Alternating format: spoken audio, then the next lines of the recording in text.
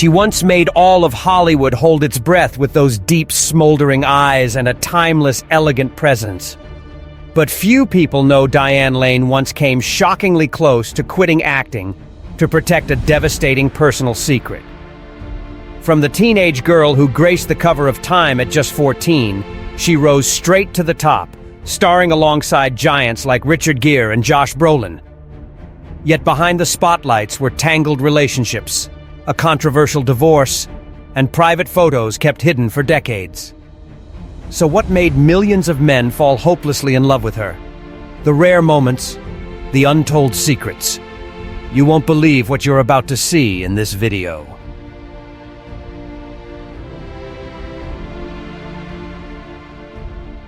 Diane Lane was born on January 22, 1965, in New York City. Her mother, Colleen Lee Farrington, was a full-time Playboy model, but most evenings she spent singing in nightclubs. And perhaps that was the reason Diane fell in love with the entertainment world so early. Just 6 days after Diane was born, her parents already began to clash, arguing toward an almost inevitable divorce. In the end, they let Diane stay with her mother, a decision that seemed simple at the time, but ended up shaping a childhood full of wounds. Colleen loved freedom, loved traveling, loved the late nights singing her heart out. And somewhere along the way, she no longer wanted the responsibility of being a mother. Diane was abandoned when her mother decided to leave New York and travel to Georgia. With no other choice, the little girl went to live with her father, a quiet, soft-spoken man, but incredibly patient. In 1971, at just 6 years old, Diane stepped onto the stage for the first time in the play Medea. It wasn't just an experiment. It was a moment of destiny. This tiny girl stood between worn stage backdrops, yet her eyes shone with a proud, steady light, as if the stage was the only place where she truly felt safe. She later appeared in The Cherry Orchard, directed by Joseph Papp, standing beside names the world deeply respected: Meryl Streep, Irene Worth. What's surprising is that Diane didn't become famous because of the roles she accepted, but because of the ones she turned down. At just 13, she dared to reject a project that would have paired her with the legendary Laurence Olivier. Something almost unimaginable. But Diane did it. And Olivier wasn't angry. He was thrilled. He called her the next Grace Kelly, a prophecy that sent shockwaves through Hollywood. Soon after, Diane appeared on the covers of major magazines, becoming a new symbol of the child prodigy actress, believed to be the next heir to Hollywood's silver screen legends. But while she was soaring on stage and in front of the camera, her school life fell apart. She hated school, because school stole the time she needed to perform. Her grades plummeted, she lost focus, and amid her struggle to juggle childhood and fame, something strange happened. Her mother returned and secretly kidnapped her. Not once, but multiple times. This led to a tense legal battle, making Diane's already fragile childhood even more chaotic. After being returned to her father, Diane chose not to speak to her mother for 3 years. A haunting silence, longer and heavier than any role she ever played.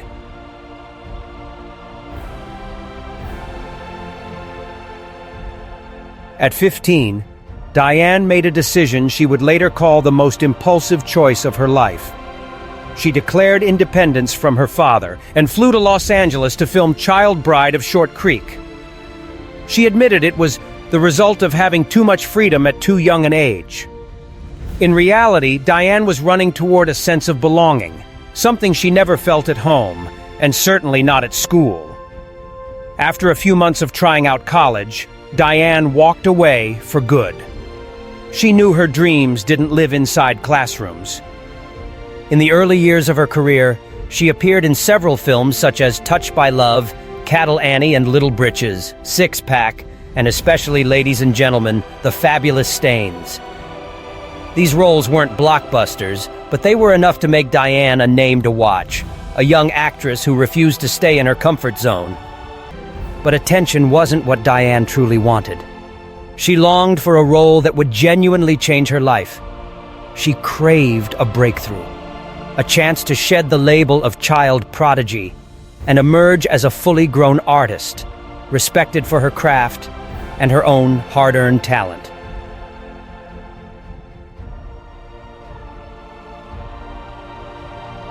The turning point in her career came from two film adaptations of S.E. Hinton's novels, The Outsiders and Rumblefish. These films were like a doorway into a new era of young Hollywood, where names like Tom Cruise, Rob Lowe, Nicolas Cage, and Matt Dillon gradually rose into cinematic icons.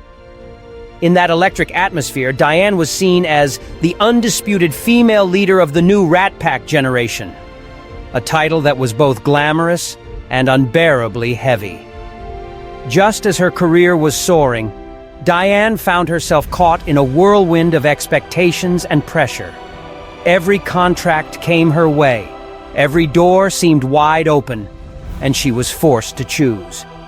She turned down a long list of projects to focus all her energy on Streets of Fire and The Cotton Club, two films she believed would take her to the next level. But life rarely follows perfect plans. Both films flopped spectacularly, both critically and commercially, pushing Diane into an unplanned hiatus. Audiences don't forget easily. They watched Diane slow down with a mix of disappointment and doubt. And when she finally felt ready to return, she realized Hollywood wasn't welcoming her the way it once had.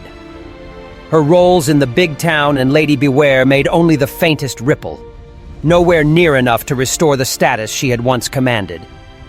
It felt like every effort simply dissolved into thin air. It wasn't until 1989 that luck finally came back to her. Her role in the TV miniseries Lonesome Dove became the unexpected revival shot she desperately needed. For the first time in her career, Diane earned an Emmy nomination, a late recognition, but a deserved one. Yet even as one door opened, she missed out on a historic opportunity, the role of Vivian Ward in Pretty Woman. A scheduling conflict forced her to decline, and she watched Julia Roberts skyrocket to A-list fame with the very role Diane had to walk away from. By the late 90s, Diane was rebuilding her career step by step. Then in 1999, A Walk on the Moon arrived like a long-awaited ray of light. The film featured Liev Schreiber, Viggo Mortensen, and Anna Paquin, but the glowing praise was reserved for Diane. Director Tony Goldwyn said she possessed a kind of smoldering sensuality that doesn't need to be flaunted. For her performance, Diane earned an Independent Spirit Award nomination. But all of that was merely the prelude to the biggest explosion of her career. Unfaithful, 2002. The steamy, emotionally charged thriller propelled Diane Lane into international stardom. Not only was it a box office hit, but it also earned her a wave of prestigious nominations: the Oscars, Golden Globes, the SAG Awards. Few people know the psychological toll the film took on her. Diane had to reshoot several intimate scenes, not because of technical issues, but because the emotional realism needed to be raw and unfiltered. The mental strain exhausted her, and she later admitted that those scenes cost her far more than audiences would ever see. The success of Unfaithful was a double-edged sword. It lifted her to new heights, but it also boxed her into the archetype of the tormented, lost woman. With the spotlight back on her, Diane began to feel trapped. She once said that if Hollywood didn't offer her sharper, more layered roles, she'd be ready to walk away from the industry. And even though she was tired of being typecast, Diane still accepted Secretariat, 2010, a warm-hearted Disney film about the determined woman behind the legendary racehorse Penny Chenery. It wasn't a blockbuster or a career-defining turn, but it was a role that helped Diane reconnect with her femininity, resilience, and inner calm.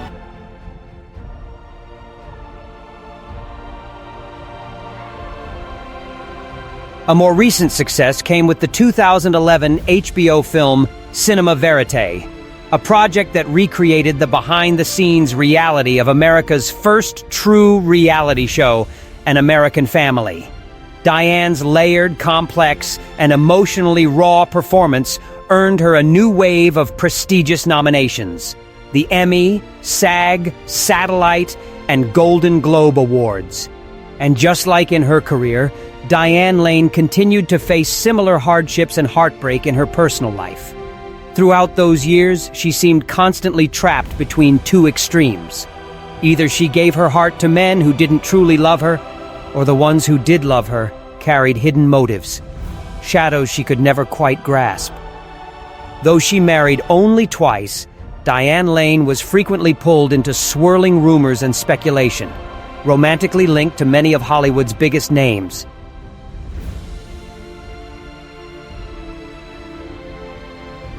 One of her most talked-about romances was her relationship with rocker Jon Bon Jovi in 1985. She was only 20 at the time, young, sharp, and full of life, while Bon Jovi was constantly on the road, touring from city to city without pause. The two were quickly drawn to each other, but the relationship lasted only 5 short months. Years later, in a 2008 interview, Diane opened up about the reason for their breakup, explaining that his constant traveling made the relationship nearly impossible from the very beginning. "Maybe the fact that he was always gone is the reason we lasted as long as we did," she said with a half-joking, half-bittersweet tone, acknowledging that their youth collided at the right moment, just not at the right time for anything lasting. But the story became even messier when Rick Bozet, Bon Jovi's former manager, claimed in his memoir, Sex, Drugs, and Bon Jovi, that Diane broke up with John after being caught getting intimate with Richie Sambora, the band's lead guitarist. Rick described Diane as young, wild, and into partying, insisting that the moment Bon Jovi walked in on them was the day everything fell apart. Facing these accusations, ones that could easily damage her reputation, Diane responded with calm clarity.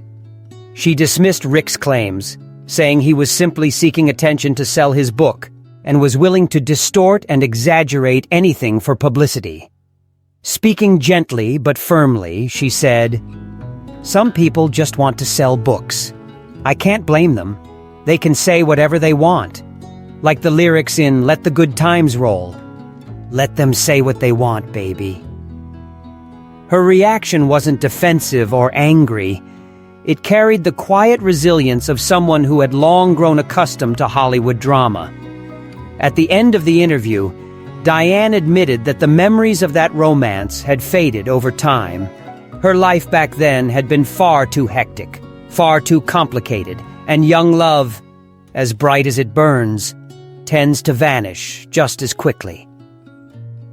Fortunately, after Bon Jovi, Diane entered gentler, steadier relationships with actors such as Emilio Estevez, Timothy Hutton, and Christopher Atkins.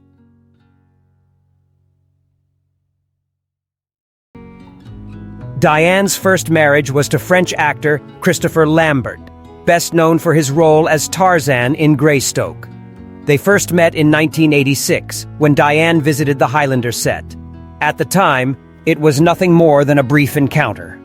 But 2 years later, when they reunited for another project, the spark that had been quietly simmering suddenly ignited. Diane later admitted that Lambert's mere presence was enough to distract her to the point where she couldn't fully focus on her role. In a 1989 interview, she said sincerely, "When you're shooting a love scene with the man you're actually in love with, you always feel like you're not doing enough, because you know how beautiful it truly is between the two of you." In October 1988, the two married in Santa Fe. 3 years later, their daughter Eleanor was born. One would think her arrival would strengthen the family bond. But ironically, that moment, the one that should have brought them the most joy, became the turning point that accelerated the collapse of their marriage. When Eleanor was only a year old, they began divorce proceedings. Looking back years later, Diane made comments that surprised many. she said she had never truly loved Lambert. That relationship, in her words, wasn't love, nor was it passion. It was a vague, in-between emotion that she struggled to define. Lambert's constant absence made Diane's married life feel empty. She compared herself to the character in the Nun's story, quietly waiting for a man on horseback to rescue her from a silent, lonely room. And when she finally realized how deeply her solitude had taken root, she chose to walk away.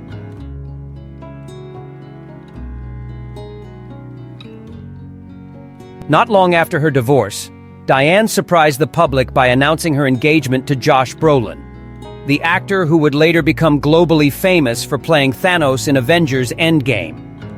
Interestingly, the two had actually met many years earlier, back when Diane was pregnant with Eleanor. But it wasn't until nearly a decade later that their connection finally reignited. In August 2004, they married in a ceremony surrounded by friends and family. This time, Diane believed she had found the right person. With Josh, her longing for intimacy, closeness, and the feeling of truly belonging to someone was finally reciprocated. But the happiness didn't last. Shortly after the wedding, Diane called the police, accusing her husband of domestic violence. The incident quickly made headlines and was just as quickly withdrawn. An insider claimed it was nothing more than a major misunderstanding, although he acknowledged there had been a heated argument between them. According to this source, the situation wasn't nearly as severe as the media made it out to be, and Diane herself didn't want to pursue the charges. But for Diane, even one such incident was enough to realize that this marriage was not the safe harbor she had hoped for. After several years of trying to repair the relationship, she filed for divorce. On December 2, 2013, her second marriage officially came to an end. 5 years later, Josh Brolin finally spoke about the old incident. He admitted that he had overreacted at the time and always felt the need to clear his name. But over the years, he learned to let go of past arguments and focus instead on taking responsibility for his own actions. No one knows whether Diane and Josh managed to salvage any friendship after the ordeal, but since they're split, the two have never appeared together again. Moving past heartbreak and hardship, Diane Lane has continued to embody the image of a resilient, quietly powerful woman. After more than half a century in the industry, many people can't help but wonder how she manages to maintain such youthful radiance despite everything she's lived through. During a Zoom call, Diane answered with gentle simplicity, "Every age has its own joys." She believes happiness comes from the ability to let things pass without clinging to pain. She calls it having a Teflon soul. Emotional scratches either fade away or transform into material for personal growth. Her secret also lies in discipline, limiting screen time, protecting her skin from the sun, and keeping her spirit calm and centered. At 59, Diane no longer chases Hollywood's relentless schedule. She chooses instead to spend time with her daughter, Eleanor, the greatest source of strength and inspiration in her life. Diane is also active in charity work, especially initiatives supporting communities battling global hunger. Today, she lives in Los Angeles and has an estimated net worth of $40 million, an impressive number, though still small compared to the experiences she calls the greatest wealth of my life. The closing message of the video about Diane offers viewers a familiar yet meaningful reminder. If you enjoyed this story, make sure to explore more of our videos about the beautiful actresses of past decades. And as always, thank you for staying with us until the end.